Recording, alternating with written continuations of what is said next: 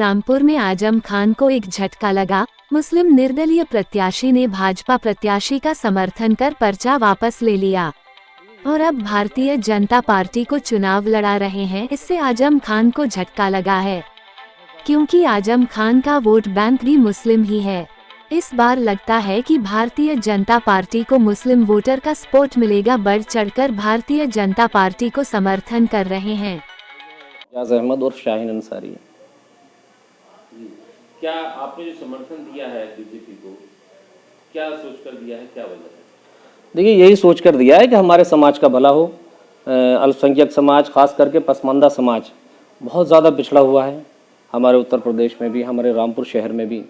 तो हमारी भारतीय जनता पार्टी के कुछ वरिष्ठ नेताओं ने हमसे संपर्क किया था, जो हमारे समाज को आगे लाने के लिए हमने कुछ मुद्दे रखे थे और जो हमारे समाज में कुछ हमारी समस्याएं हैं उनके समाधान के लिए हमने जो उनसे बात रखी थी, उन्होंने हमें आश्वासन दिया। तो हमें लगता है ऐसा कि भारतीय जनता पार्टी की सरकार है और भारतीय जनता पार्टी को समर्थन देने में ही इस वक्त हमारा हित है हालातों के हिसाब से। इसलिए सभी की बात मानकर हमने भारतीय जनता पार्टी को समर्थन दिया, भाई आकाश सक्सेना जी को समर्थन दिया। तो लगता है इस बार जो है अब्दुल जो है वो भाजपा को वोट दें? देखिए, फिर अब्दुल का तो मैं नहीं कह सकता, लेकिन हाँ, रामपुर शहर में अल्पसंख्यक समाज भारतीय जनता पार्टी के साथ है। भारतीय जनता पार्टी कहती है कि सबका साथ सबका विकास, हाँ, सबका नारा देती है, तो सही है बात, ये सबका विकास होगा।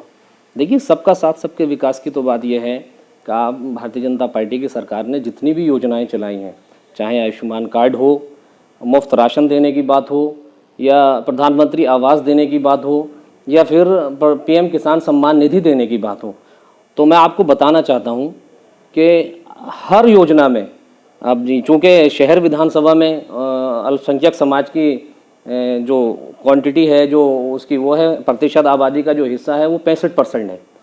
तो उस हिसाब से, उस लिहाज से भी अल्पसंख्यक समाज को बहुत ज़्यादा लाभ मिला है, क्योंकि उस क्राइटेरिया में आता है। भाजपा में जो है आधे से ज़्यादा समाजवादी सरकार के जो जो आ रहे हैं बढ़ चढ़ के, उसमें कुछ अपराधी भी हैं, तो उन पे जो केस हो रखे हैं, तो उनका कुछ।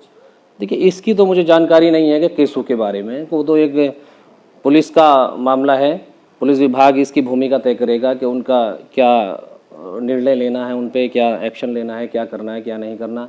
लेकिन मैं जहाँ तक बात करूँ तो वो लोग ये सोच रहे हैं, समाजवादी पार्टी के लोग, कि जिस तरह से लोकसभा का उपचुनाव हुआ तो बार बार एक ही प्रत्याशी को, जिनका कोई जनता से सरोकार नहीं है, और आपने देखा होगा कि जब से वो लोकसभा का चुनाव लड़े हैं उसके बाद में मुझे लगता है वो 50 लोगों से भी नहीं मिल पाए होंगे। न वो किसी से बात करते हैं, न उनका किसी से कोई व्यक्तिगत मामला है, न मुझे लगता है कोई रामपुर की आवाम उन्हें सही तरीके से जानती है। तो बार बार एक ही आदमी को रामपुर की आवाम के ऊपर मुसल्लत कर दिया जाता है, तो ये तरीका सही नहीं है। इसलिए जनता उस प्रत्याशी से खुश नहीं है, समाजवादी पार्टी से।